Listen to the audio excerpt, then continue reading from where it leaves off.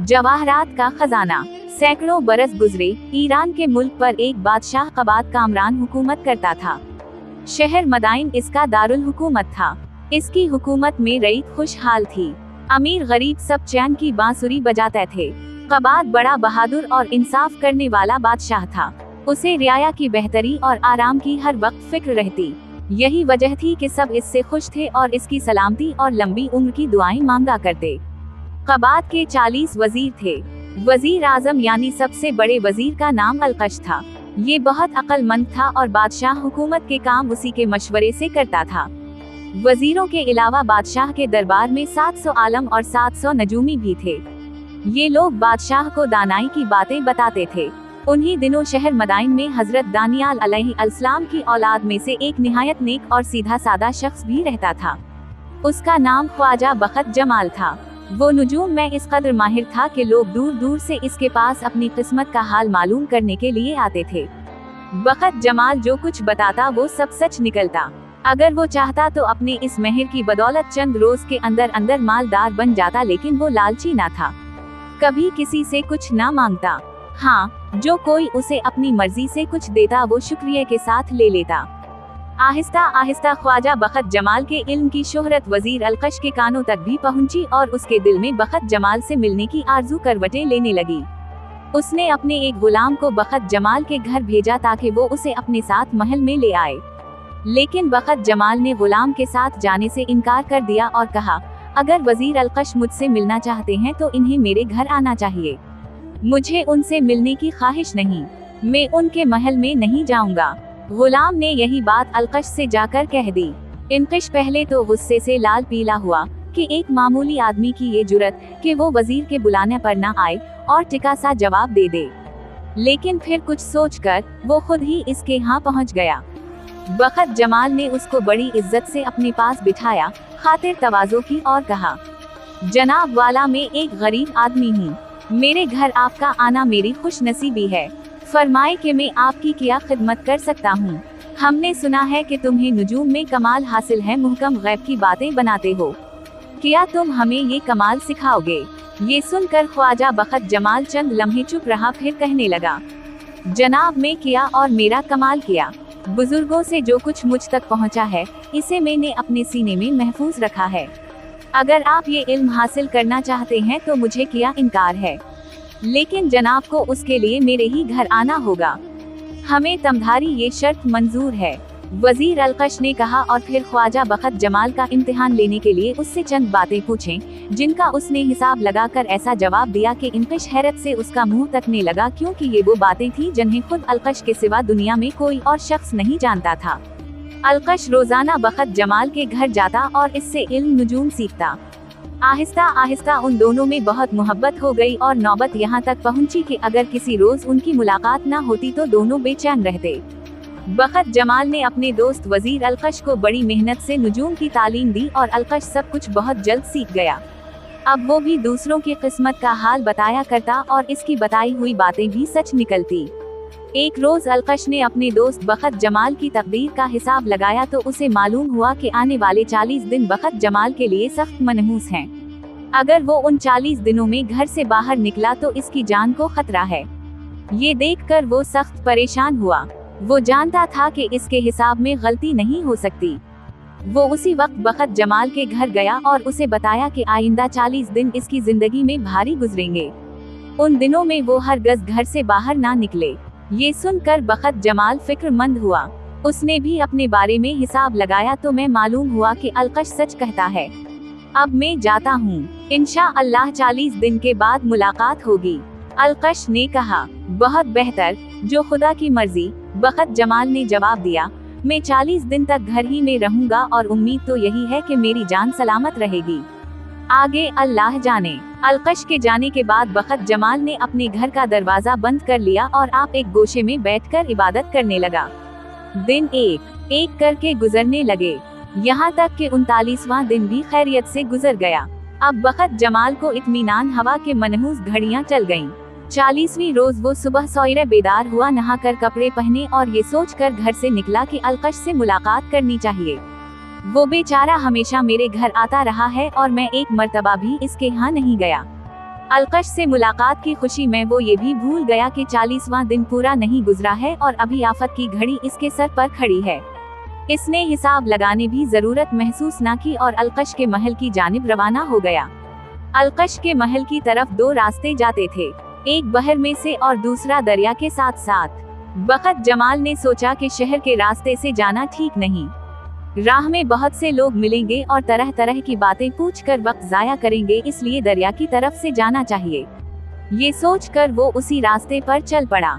चलता गया यहाँ तक कि 2 फेर हो गई और सूरज इसके सर पर चमकने लगा। तब से एहसास हुआ कि वो रास्ता भूलकर एक बियाबान में आन कला है। हर तरफ गहरा सन्नाटा था, दूर दूर तक कोई आदमी दिखाई देता था, ना जानवर। हाँ, कुछ फासले पर उसे एक बहुत पुरानी लेकिन अजीम उस्शान इमारत के भयानक खंडर जरूर दिखाई दिए। थोड़ी देर सताने के लिए बखत जमाल अभी खंडरों की जानिब चला। वो असल में ये मालूम करना चाहता था कि ये खंडर किसी इमारत के हैं, हो सकता है कोई आदमी उनमें रहता भी हो। और जब वो उस पुरानी हवेली के खंडरों में दाखिल हुआ तो मालूम हुआ कि ये इमारत हजारों बरस पुरानी है, क्योंकि इसकी ईंटें काली और बोसीदा हो चुकी थीं। दीवारों पर से जगह जगह मसाला झड़ चुका था। खंडरों के अंदर बड़े बड़े कमरे और खोटरियां नजर आईं, जिनके अंदर अंधेरा था और दीवारों पर मकड़ियों ने बेशुमार जाले तन रखे थे। छतों पर हजारहा चमगादड़ें भी उल्टी लटकी हुई थीं। बखत जमाल ये मंजर देखकर किसी कदर खौफ जदा हुआ, लेकिन थका हुआ होने की वजह से कुछ देर आराम करना भी चाहता था, इसलिए एक बंद दरवाजे के साथ पीठ लगाकर बैठ गया। यकायक इसकी निगाह दरवाजे में लगे हुए ताला पर पड़ी। ताला बहुत बड़ा था, लेकिन उसे जंग खा चुका था। बखत जमाल ने बैठे बैठे हाथ बढ़ाकर ताले को छुआ और जरा जोर लगाया तो वो टूट गया। ताला तोड़ने के बाद उसने दरवाजे को धक्का देकर खोल दिया। हल्के से शोर के साथ दीमक लगी हुई लकड़ी का ये भारी दरवाजा खुल गया। इसने झांक कर देखा तो एक तहखाना सा नजर आया, जिसमें उतरने के लिए सीढ़ियां बनी हुई थीं। वो सोचने लगा, खुदा मालूम इस तहखाने में किया है, देखना तो चाहिए। धड़कते हुए दिल से वो आहिस्ता आहिस्ता उस तारीक तहखाने में उतरने लगा। अब उसने अपने आप को एक लंबे चौड़े हाल कमरे में पाया, जिसकी छत को ऊंचे सतूनों ने सहारा देकर रखा था। यहाँ हर तरफ गर्दू गुबार जमा हुआ था, एक अजीब किस्म की बदबू फैली हुई थी। हाल के एक गोशे में कुछ चीजें रखी हुई थीं। वो उधर गया। ये लोहे के बड़े बड़े संदूक थे और उन सब में ताले लगे थे, लेकिन इन्हें भी जंग खा चुका था, इसलिए बखत तमाल के लिए कुफल खोलना कुछ दुश्वार ना था। चंद मिनट के अंदर अंदर उसने सारे कुफल तोड़ डाले। इसने जो भी पहले संदूक का ढकना उठाया तो मारे हैरत के इसका जिस्म सुन्न हो गया। ऐसे अपनी आंखों पर यकीन ना आता था। ये संदूक जवाहरात से लबालिब भरा हुआ था। बखत जमाल ने कांपते हुए हाथों से दूसरा संदूक खोला। इसमें भी हीरे, अशरफियां और सोने के जेवर भरे हुए थे। अब उसने संदूकों को गिना, उनकी तादाद 7 थी और सबके अंदर बेशुमार दौलत थी। इस खजाने को पाकर ख्वाजा बखत जमाल के होश उड़ गए। इसकी समझ में न आता था कि आखिर वह खजाना अब तक लोगों की नजरों से ओझल क्यों रहा। वो इतना बदहूस हो चुका था कि अपने इल्म के जरिए भी इस राज का हल पाने में नाकाम रहा। आखिर उसने फैसला किया कि वजीर अलकश को उसके बारे में बताना चाहिए। ये दौलत मेरे किस काम की, मैं अपने अलकश को दे दूंगा। वो लड़खड़ाते कदमों से बाहर निकला, तहखाने का दरवाजा बंद किया और खंडरों से बाहर आ गया। सूरज अब भी आसमान से आग बरसा रहा था, लेकिन ख्वाजा बखत जमाल को इसकी परवाह न थी। खजाना पालीने की खुशी में वो दौड़ता हुआ शहर की तरफ गया और फिर वहाँ अलकश वजीर के महल का रास्ता लिया। अलकश को जब इसके खादिम ने बताया कि ख्वाजा बखत जमाल मुलाकात के लिए आया है तो वो बड़ा हैरान हुआ। इसके हिसाब से अभी 40वां दिन पूरा नहीं हुआ था और ख्वाजा बखत जमाल की जान सूरज गुरूब होने तक खतरे में थी। वो जल्दी से महल के दरवाजे पर आया, उसे बड़ी इज्जत से अपने साथ अंदर ले गया और कहने लगा, ख्वाजा साहब, आपने क्यों तकलीफ की? मैं तो खुद मगरिब के बाद आपकी खिदमत में हाजिर होने का इरादा कर रहा था। आपको मालूम है कि आज 40वां दिन है। हाँ भाई, आज 40वां दिन है और 39 दिनों की तरह ये दिन भी खैरियत से गुजर जाएगा। लेकिन तअज्जुब है कि ये 40वां दिन मेरी जिंदगी का सबसे मुबारक दिन साबित हुआ, ख्वाजा ने कहा। वो कैसे? अलकश ने पूछा। और तब ख्वाजा बखत जमाल ने खजाना मिलने का तमाम वाकया अलकश को सुनाया और आखिर में बोला, ये खजाना आप ही को मुबारक हो। मैं भला इतनी दौलत का किया करूँगा। हाँ, अगर आपका जी चाहे तो इसमें से कुछ मुझको भी दे दीजिएगा, मेरे लिए यही बहुत होगा। अलकश ने जल्दी से 2 घोड़े मंगवाए, एक पर खुद सवार हुआ और दूसरे पर ख्वाजा बखत जमाल को सवार कर दिया। फिर दरिया को जाने वाली सड़क पर घोड़ा डाल दिया। उसी पुरानी इमारत के खंडरों के नजदीक जाकर घोड़ों से उतरे और सीधे तहखाने में गए। बखत जमाल ने 7 संदूक बारी बारी खोलकर अलकश को दिखाए। जवाहरात का खजाना देखकर अलकश की आंखें फटी की फटी रह गईं, और अब उसके दिल में बेईमानी आई। इसने सोचा, ऐसा ना होकर बखत जमाल किसी और से जिक्र कर दे, फिर ये बात बादशाह तक पहुंच जाए। ऐसा हुआ तो इस खजाने पर बादशाह कब्जा करेगा और मेरे हाथ कुछ ना आएगा। इसलिए जरूरी है कि बख्त जमाल का काम तमाम कर दिया जाए, ताकि खजाना का राज किसी और पर जाहिर ना हो सके। ये सोचकर अलकश ने बखत जमाल को पकड़कर जमीन पर गिरा दिया और आप इसके सीने पर चढ़ बैठा। बखत जमाल अपने दोस्त की इस हरकत पर सख्त हैरान हुआ और कहने लगा, ए अलकश, ये क्या बात है? क्या मुझसे कोई खता हुई है? हाँ, तूने बहुत बड़ी खता की है, अलकश ने कहा और कमर से बंधा हुआ चमकदार खंजर निकाल लिया। तेरी खता ये है कि तूने इस खजाने का जिक्र मुझसे किया, और अब मैं डरता हूँ कि अगर तूने इसका पता किसी और को बता दिया तो बात बादशाह कबाद कामरान तक पहुँचेगी और बादशाह इस पर कब्जा कर लेगा। तेरी जबान हमेशा हमेशा के लिए बंद करने की सूरत यही है कि तुझे मौत के घाट उतार दूं।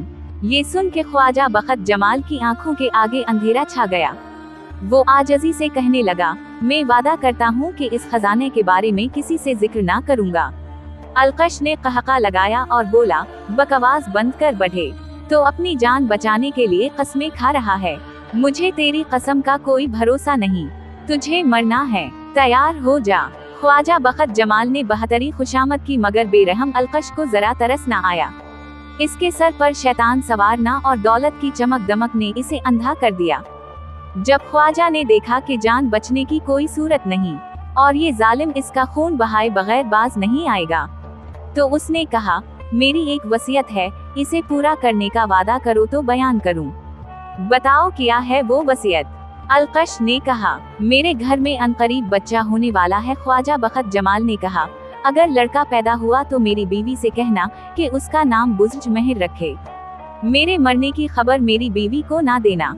बहुत अच्छा, मैं तुम्हारी ये वसीयत पूरी करूंगा, अलकश ने कहा और ये कहकर ख्वाजा बखत जमाल को मार डाला। इसके बाद अलकश बाहर निकला और ख्वाजा बखत जमाल के घोड़े को भी मार डाला। फिर इसने घोड़े और ख्वाजा की लाशें उसी इमारत के एक गोशे में घसीट कर डाल दें। दरिया पर जाकर हाथ पैर धोए और अपने घोड़े पर सवार होकर महल की तरफ चला गया।